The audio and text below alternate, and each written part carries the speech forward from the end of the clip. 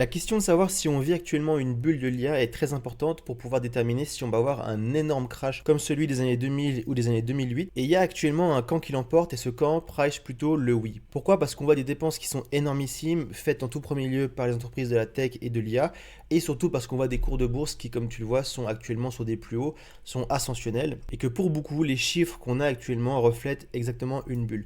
Par contre, quand on regarde un petit peu ce qui s'est passé et qu'on compare les ratios et différentes métriques, eh bien l'avis qu'on vit actuellement le sommet d'une bulle va être largement remis en question. Dans cette vidéo, on va parler cyclicité, corporate profits, PE ratios et les capex de l'IA. Donc si ces termes disent rien, reste pour la vidéo, elle va être hyper importante pour déterminer ce que tu vas faire pour la suite. Abonne-toi, like la vidéo parce que des informations comme ça, c'est exactement ce que tu vas trouver sur cette chaîne, vidéo après vidéo. Le premier point qui est important, c'est la cyclicité d'une bulle et qu'est-ce qu'elle amène cette fameuse bulle. Tu le sais, je t'en parlais depuis hyper longtemps sur la chaîne. Pour moi, le cycle a été décalé à cause de ce qui s'est passé durant Covid. Beaucoup d'argent a été levé, émis par les banques centrales pour combattre Covid, et ceci a déplacé le cycle typique de 4 ans qu'on connaît, qui n'est pas un cycle de marché, mais qui s'appelle un cycle présidentiel. Une bulle voit typiquement le jour pour des raisons technologiques. Ça peut être l'arrivée de l'automobile, ça peut être les chemins de fer au 19e siècle, la bulle Internet également, et actuellement, on a justement cette fameuse bulle de l'IA qui semble prendre place d'après plusieurs métriques.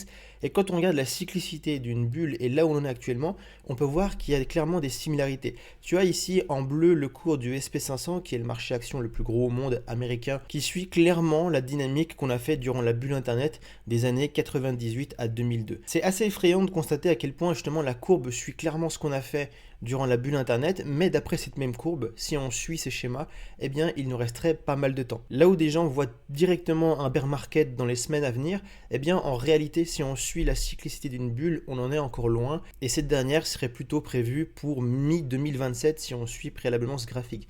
Donc bien entendu, la cyclicité dépend de pas mal de choses, ça dépend effectivement du contexte géopolitique, ça dépend des politiques monétaires. On a d'ailleurs des politiques monétaires qui sont beaucoup plus accommodantes maintenant qu'il y avait dans les années 2000. Donc ça, c'est à prendre avec des pincettes, mais il faut quand même le considérer. Ce qu'il faut considérer surtout, ce sont les ratios financiers, parce que qui dit bulle dit qu'il y a un mécanisme de surévaluation des prix des cours de bourse. Et donc pour constater si on a une surévaluation des prix de cours de bourse, il faut prendre plusieurs ratios et plusieurs indicateurs financiers qui vont nous renseigner si on est effectivement dans des surévaluations typiques de bulles ou non. Et c'est là que justement le petit graphique qui est en dessous va être hyper utile. Tu as ici le price earning ratio de deux sociétés, Nvidia qui est la société leader de la tech à l'heure actuelle, la boîte la plus capitalisée au monde et celle qui pourrait typiquement refléter une bulle, voire même la prochaine bulle qu'on est déjà en train de vivre. Et tu as ici en rose le price earning ratio d'une société qui s'appelle Cisco qui était justement l'une des sociétés, voire la société leader à l'époque de la bulle internet au niveau technologique. Le price earning ratio, si tu ne sais pas ce que c'est tout simplement le rapport entre le prix de l'action qui se transige en bourse versus les earnings des sociétés, ou plutôt versus les earnings per share comme on dit en anglais, soit les dividendes qui sont versés, s'il y en a qui sont versés bien entendu, par une entreprise.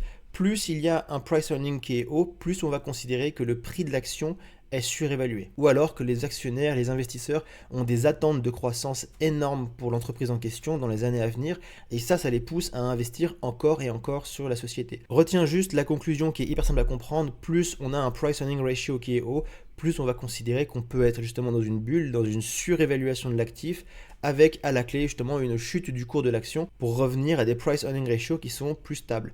Et tu peux voir qu'actuellement, on est clairement loin de ce qui se faisait à l'époque. Cisco, à l'époque du top de la bulle Internet, avait un price earning ratio de 214. Ça veut dire que par rapport aux dividendes qu'il versait à l'époque, toi en tant qu'actionnaire, il te fallait 214 années pour pouvoir retrouver ton investissement initial uniquement en bénéfice si tu achetais du Cisco à cette époque ici. Si tu l'achetais ici, par rapport au cours de bourse qu'il y avait et aux dividendes qui étaient versés par action, eh bien il te fallait environ 89 années. Ici, tu en fais le 42, etc., etc. Donc tu comprends pourquoi plus il y a un price earning ratio qui est haut, plus on considère que c'est surévalué parce qu'il te faut un temps démentiel pour retrouver ton argent si tu ne réfléchis qu'en termes de price earning ratio. Actuellement, même si on prend en compte Nvidia, on est très loin de ces ratios. Nvidia paye encore très peu de bénéfices à un cours de bourse qui est assez élevé, mais tu peux voir que son price earning ratio actuellement pour Nvidia, tu peux voir qu'on est aux environs de 47, on va regarder juste après le cas de Nvidia plus particulièrement, mais tu peux voir qu'on n'est clairement pas sur les mêmes ratios.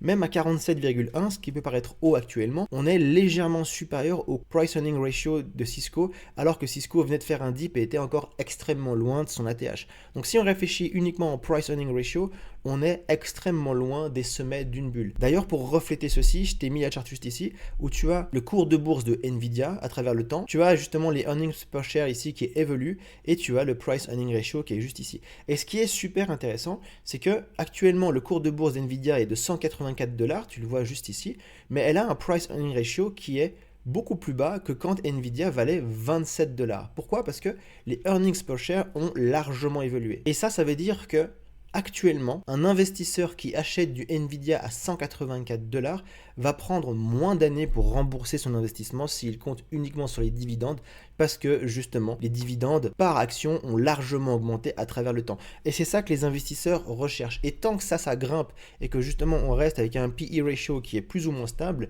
eh bien, on ne sera pas dans le cas caractéristique d'une bulle. Et c'est pour ça qu'un élément qu'il te faut regarder au niveau macroéconomique et que personne ne regarde et dont personne ne parle, eh bien ce sont les corporate profit after tax. Juste ici, hier, on a eu la réévaluation pour le troisième trimestre 2025 et ça a été une réévaluation qui a été encore plus haute que ce qui était prévu à 4,7% au lieu de 4,4%. Si on prend la charte des corporate profit after tax, donc ce sont les profits des sociétés après les impôts, eh bien tu peux voir qu'on est croissant dans le temps et là où c'est une notion qui est hyper importante, c'est que ceci permet d'enclencher un cycle d'extension et d'expansion au niveau du marché action. L'importance de cette charte, c'est la suivante. Si on prend les cycles de marché, symbolisés par un énorme cercle juste ici, eh bien il faut considérer, c'est la réalité, qu'il y a en fait des mini-cycles dans le gros cycle. Et ces mini-cycles permettent d'enclencher le gros cycle de marché qu'on connaît avec cette fameuse charte de Wall Street où on est d'abord en phase de contraction, on pose un bottom, on est en phase de recovery, puis on augmente en expansion, on est enfin dans la phase d'euphorie avant de s'écraser pour un nouveau bear market. Ça, c'est le gros cercle, mais dans ce cercle, il y a d'autres cycles, notamment le cycle des corporate profit after tax qui permet de relancer une phase d'expansion. La logique, elle est hyper simple. On a des retracements qui se font quand on est en contraction. Ça peut être soit être un bear market, soit une récession, soit juste une période de fluctuation durant laquelle justement les profits d'entreprise diminuent. Et ce que nous on veut voir, c'est justement des profits qui réaccélèrent parce que cette réaccélération des profits après taxe relance justement une phase d'expansion au niveau de l'économie. C'est pas hyper compliqué. Dis-toi qu'en tant qu'investisseur, tu veux investir dans une boîte qui justement a des ratios financiers qui sont acceptables, qui n'est pas en surévaluation notable et qui justement fait de plus en plus d'argent. Parce que si l'entreprise fait de plus en plus d'argent et que les perspectives de croissance sont hyper élevées, eh bien évidemment tu sais que ton action va fortement s'apprécier et que tu pourrais la vendre beaucoup plus cher et durant tout le temps où tu attends, eh bien tu percevras des dividendes qui sont trimestriels. Et ce qu'on voit, c'est que justement on a eu un dip depuis le quatrième trimestre 2024 jusqu'au Q2 2025 et que pour l'instant c'est en train de remonter. La charte n'a pas encore été mise à jour d'après la nouvelle évaluation d'hier qui est encore beaucoup plus haute, mais on voit qu'on a justement une relance de la machine qui est propre à lancer une nouvelle phase d'expansion et cette nouvelle phase d'expansion, elle suit la politique monétaire de la Fed, baisse des taux, relance du QE, etc., etc. Et donc ça, c'est exactement ce qu'on a envie de voir. Et donc tous ces mécanismes font en être conscient pour se dire que, ok, en termes de price earning ratio, qui est sans doute un des ratios les plus importants que regardent les économistes et les investisseurs, eh bien à l'heure actuelle n'indique pas du tout des métriques de surévaluation. Si je te montre cette image, la différence est encore plus notable.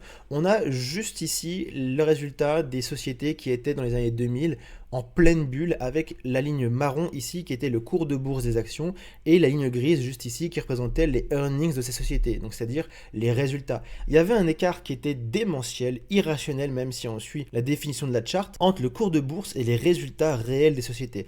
Résultats, eh bien forcément tout le monde était rappelé à l'ordre, le cours de bourse est revenu dans quelque chose de beaucoup plus réel, de beaucoup plus logique et de financièrement beaucoup plus stable, éclatement de la bulle qui suit justement les bénéfices réels des entreprises.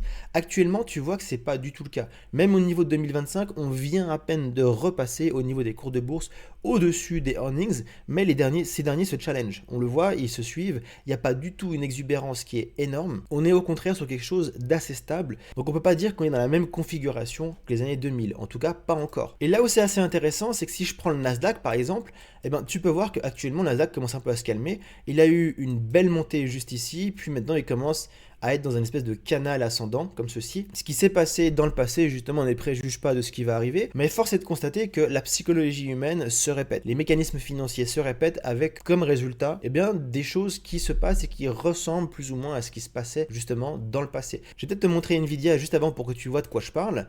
On prend Nvidia juste ici, et ben super, on est sur un cours de bourse qui a éclaté, qui est très haut, il n'y a pas de problème. Si on zoome, ça devient un petit peu moins haut forcément. Maintenant, je vais te mettre Cisco et tu vas me dire justement ce que tu en penses par rapport aux années 2000. Donc on est sur à peu près la même trend que Nvidia.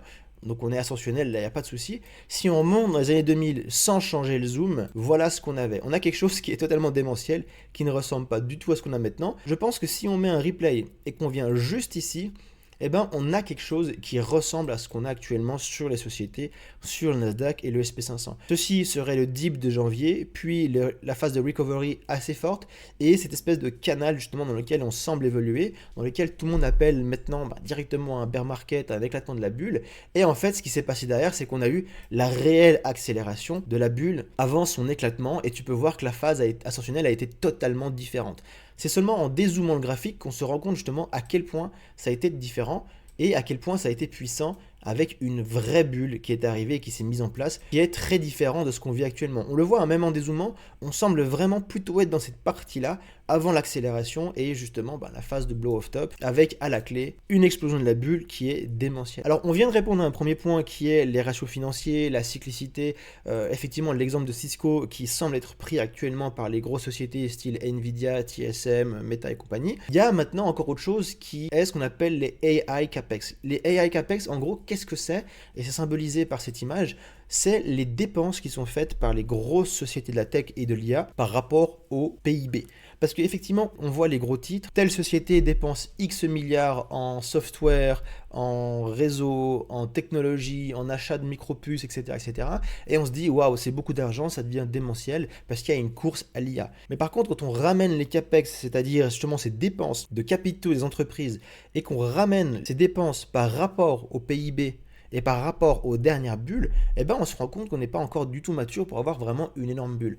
On a eu la bulle ici des chemins de fer dans les années 1860 où les dépenses des plus grosses entreprises à ce moment-là arrivaient à quasiment 5% du PIB. Et tu peux le voir, chaque bulle a amené son lot justement de capex extrêmement important jusqu'à la dernière qu'on a connue ici dans les années 2000. On a frôlé quasiment les 2% avec un PIB qui était largement pas celui qu'on a maintenant. Et donc on est encore actuellement sur du 1%. Et encore, cette charte doit être nuancée parce que ce sont des projections sur 2026 et 2027. Sur 2026 et 2027, selon UBS, on devrait arriver justement au niveau USA à 1% de dépenses de ces entreprises par rapport au PIB. Donc on est réellement encore trop tôt. Bien entendu, chaque bulle a ses caractéristiques. Moi, je me concentre uniquement sur une comparaison des ratios financiers et d'à quel point on a été surévalué à l'époque avant d'arriver justement à un mécanisme d'éclatement de la bulle. Ce qui me paraît beaucoup plus pertinent, c'est justement d'appréhender la psychologie des investisseurs. Les investisseurs attendent des croissances qui sont absolument énormes et donc ils s'exposent énormément. J'ai pas la charte sous les yeux, mais la charte des investisseurs exposés sur le marché donne le tempo. Ils sont tous investis à 100%. Donc c'est un danger en soi, certes, mais ça démontre la psychologie. Ils ne pensent pas du tout qu'on est encore à un sommet de bulle. Et les ratios financiers le suggèrent largement. Ce qui est encore plus important pour moi, c'est de distinguer justement si le cours de bourse est totalement démentiel, et ça, il faut le mettre en relation avec les earnings des sociétés. Quand vous avez une société comme Cisco qui se transige ici, mais dont les chiffres réels démontrent qu'elle devrait être plutôt ici, on a un écart qui est juste énormissime et qui représente quasiment 200% entre les earnings et le cours réel de l'action, et donc là, on sait qu'on est fortement surévalué. Par contre, quand on vit une réalité comme celle qu'on vit maintenant, c'est-à-dire qu'on a des cours de la bourse qui sont certes hauts, mais que les earnings des sociétés suivent, eh bien pour moi, on n'a pas de métrique de surévaluation hyper claire pour pricer qu'on est en bulle et que l'éclatement est pour maintenant. Donc c'est ce genre de détails auxquels il faudra faire attention. Bien entendu, je ne dis pas qu'on doit arriver à des price earning ratio de 214 avant d'avoir l'éclatement d'une bulle, mais pour parler d'éclatement d'une bulle, il faut les mêmes mécanismes, et ces mêmes mécanismes ne sont pas encore en place. Et c'est ce qui me fait dire qu'on a un peu de temps. Donc maintenant, toi qui es sur la crypto-monnaie et qui te demande pourquoi est-ce que c'est important de regarder tout ça, c'est hyper important parce que dès le moment où on aura une bulle qui va éclater au niveau du marché action, eh bien, toutes les valeurs technologiques vont s'écraser directement la figure. Et dans les valeurs technologiques, eh bien, il y a Bitcoin, il y a la crypto. C'est de la tech hyper poussée, c'est du risk-on plus. Et si le marché action s'effondre, la crypto va s'effondrer. Je vous rappelle ma thèse, vidéo après vidéo, parce que certains disent que je change de fusil d'épaule et autres, c'est pas du tout le cas. Je price toujours que le marché crypto va aller plus haut et ensuite vivre son bear market qui va être le plus dur. Ça, je le dis depuis des mois.